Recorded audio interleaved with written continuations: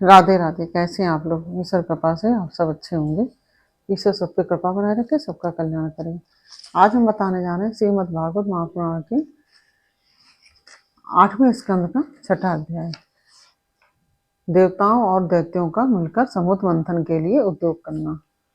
और उसके पहले हम कहना चाहेंगे, यदि आपने हमारे चैनल को सब्सक्राइब नहीं किया तो प्लीज हमारे चैनल को सब्सक्राइब कर लीजिए और बेल आइकन बटन अवश्य दबा दीजिए, जिससे कि हमारे आने वाले सारे वीडियोस आपको प्राप्त हो सकें।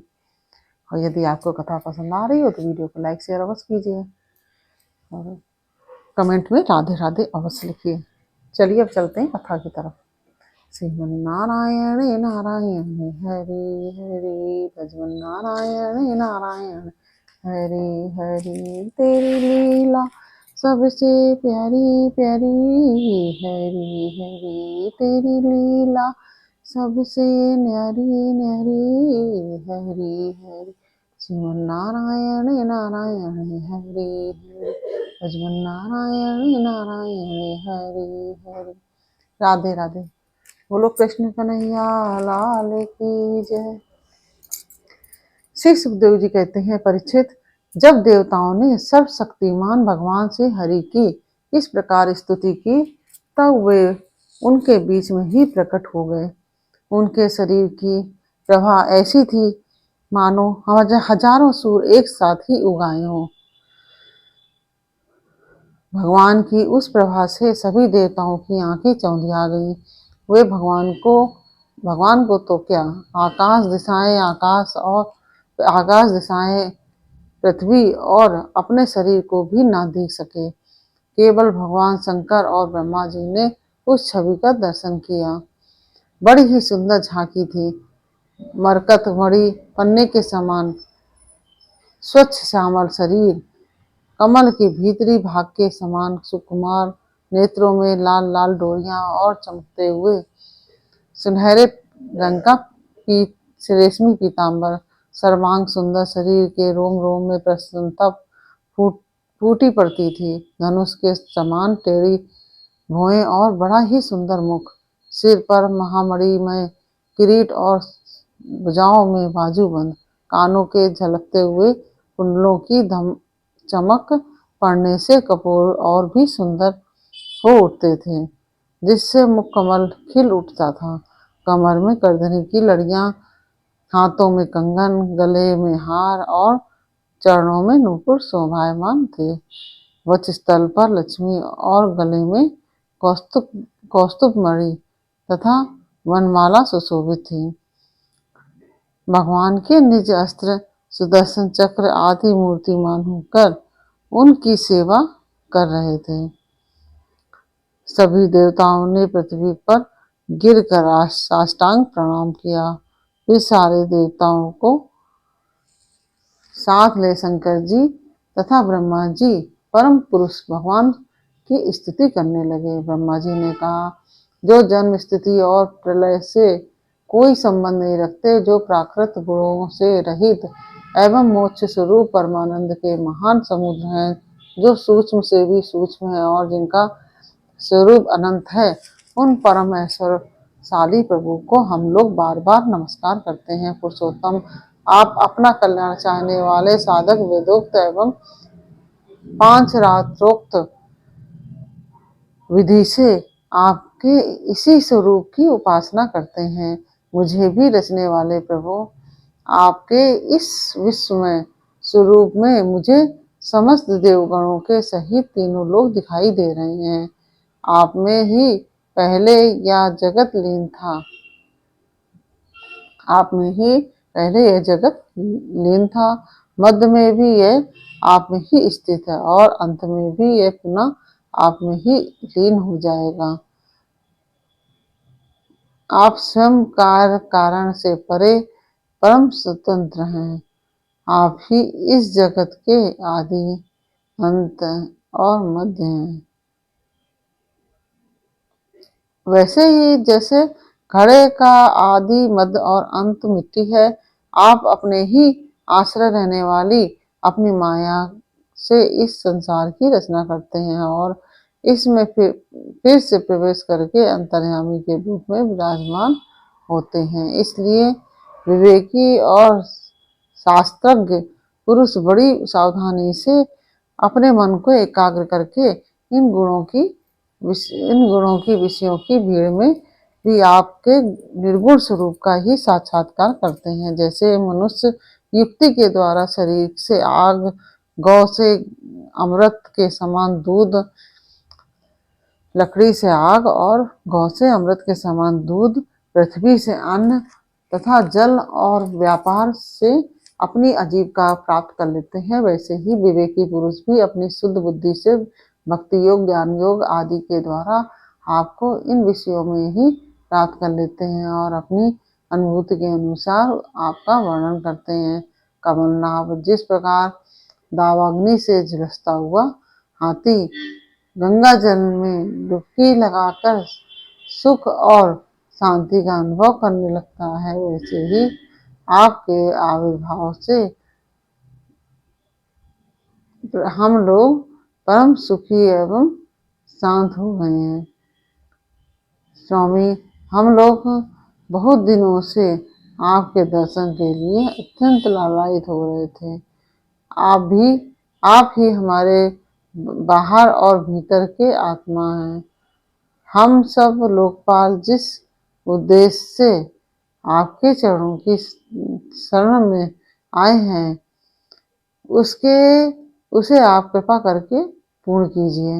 आप सबके साक्षी हैं, अतः इस विषय में हम लोग आपसे और क्या निवेदन करें प्रभु। मैं, शंकर जी, अन्य देवता, ऋषि या दक्ष आदि प्रजापति सबके सब अग्नि से अलग हुई चिंगारी की तरह आपके ही अंश हैं और अपने को आपसे अलग मानते हैं। ऐसी स्थिति में प्रभु हम लोग समझ ही क्या सकते हैं। ब्राह्मण और देवताओं के कल्याण के लिए जो कुछ करना आवश्यक हो उसका आदेश आप ही दीजिए और आप वैसा स्वयं कर भी लीजिए। श्री सुखदेव जी कहते हैं, ब्रह्मा आदि देवताओं ने इस प्रकार स्तुति करके अपनी सारी इंद्रियां रोक ली और सब बड़ी सावधानी के साथ हाथ जोड़कर खड़े हो गए।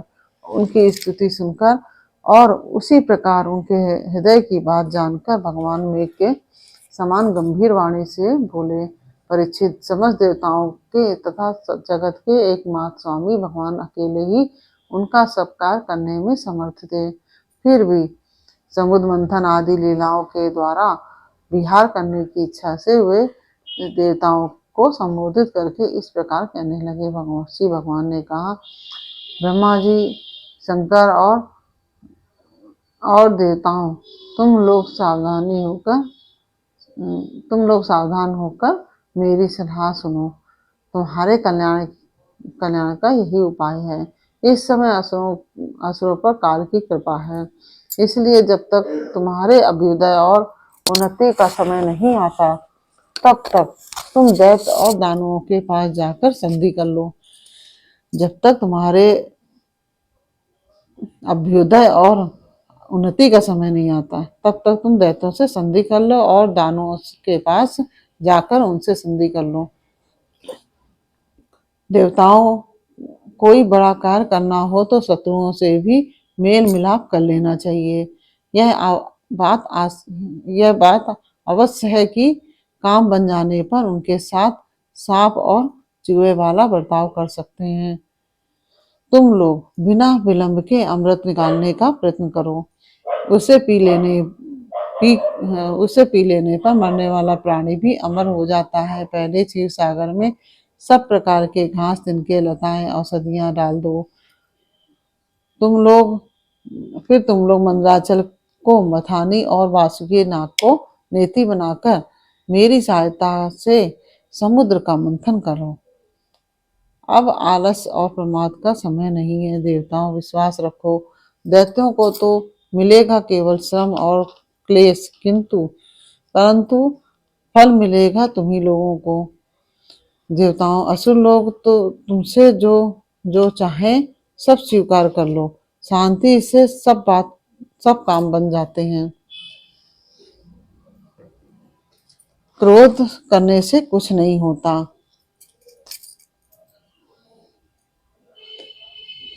पहले समुद्र से कालकूट विष निकलेगा, उससे डरना नहीं और किसी भी वस्तु के लिए कभी भी लोभ ना करना। पहले तो किसी वस्तु की कामना ही नहीं करनी चाहिए, परंतु यदि कामना हो तो वह पूरी ना हो तो क्रोध करना तो यदि कामना हो तो वह पूरी ना हो तो क्रोध तो करना ही नहीं चाहिए। श्री सुखदेव जी कहते हैं, परीक्षित देवताओं को यह आदेश देकर पुरुषोत्तम भगवान उनके बीच में ही अंतर्ध्यान हो गए और सर्वशक्तिमान एवं परम स्वतंत्र जो ठहरे। उनकी लीला का रहस्य कौन समझे। उनके चले जाने पर ब्रह्मा और शंकर ने फिर से भगवान को नमस्कार किया और वे अपने अपने लोकों को चले गए। तदनंतर इंद्र आदि देवता राजा बलि के पास गए। देवताओं को बिना अस्त्र शस्त्र के सामने आते देख दैत्य सेनापतियों के मन में बड़ा क्षोभ हुआ।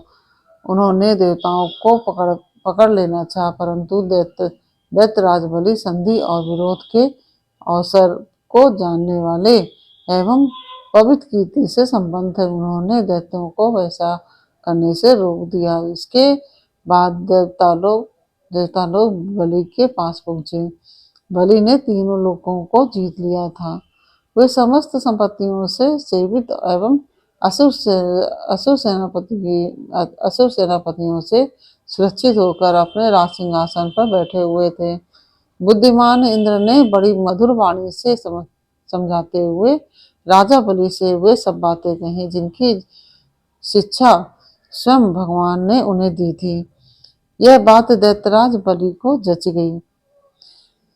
वहां बैठे हुए दूसरे सेनापति संबर, अरिष्टनेमि और त्रिपुर निवासी असुरों को भी यह बात बहुत अच्छी लगी। तब देवता और असुरों ने आपस में संधि समझौता करके मित्रता कर ली और परीक्षित वे सब मिलकर अमृत मंथन के लिए पूर्ण उद्योग करने लगे। उसके बाद उन्होंने अपनी शक्ति से मंदरांचल को उखाड़ लिया और ललकारते तथा गरजते हुए उसे समुद्र तट की ओर ले चले। उनकी भुजाएं परिक के समान थी। शरीर में शक्ति थी और अपने अपने बल का घमंड तो था ही, परंतु एक तो वह मंदर पर्वत ही बहुत भारी था और दूसरे उसे ले जाना भी बहुत दूर था। इससे इंद्र, बलि आदि सब के सब देवता हार गए। जब ये किसी प्रकार भी मंदराचल को आगे न ले जा सके तो विवश होकर उन्होंने उसे रास्ते में ही पटक दिया। वह सोने का पर्वत मंदराचल बड़ा भारी था। गिरते समय उसने बहुत से देवता और दानवों को चकनाचूर कर डाला। उन देवता और असुरों के हाथ, कमर और कंधे टूट ही गए थे। मन भी टूट गया। उनका उत्साह भंग हुआ देख गरुड़ पर चढ़े हुए भगवान सहसा वहीं प्रकट हो गए। उन्होंने देखा कि देवता और असुर पर्वत के गिरने से पिस गए हैं, अतः उन्होंने अपनी अमृतमयी दृष्टि से देवताओं को इस प्रकार जीवित कर दिया मानो उनके शरीर में बिल्कुल चोट न लगी हो। इसके बाद उन्होंने खेल ही खेल में उस